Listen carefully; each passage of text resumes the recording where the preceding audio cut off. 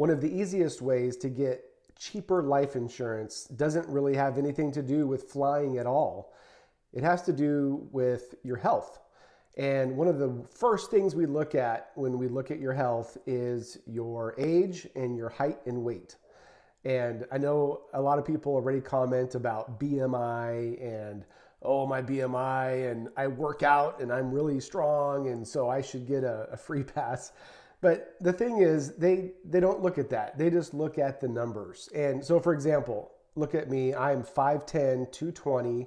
And if I were let's say I were Part 91, I fly a Gulfstream 5, I go all over the world flying, and I fly about 600 hours a year, I'm going to be put into a preferred rate barely, because there's two companies we use for that particular type of pilot.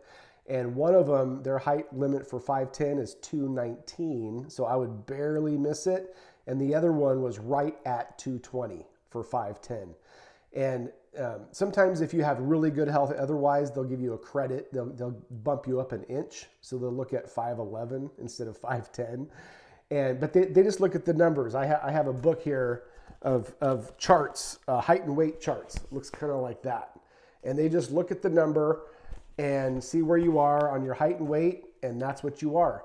So the more healthy you can get, especially with your weight, it's going to be make your insurance a lot cheaper. So if you go from a preferred to say a super standard, so it goes select preferred, preferred, super standard, and then standard. And there's a price point for each of those. And so if you go from preferred to super standard, you're probably, let's say you're 55 years old. That can cost you $50 to $100 more per month, even sometimes $150, depending on how much insurance you're getting.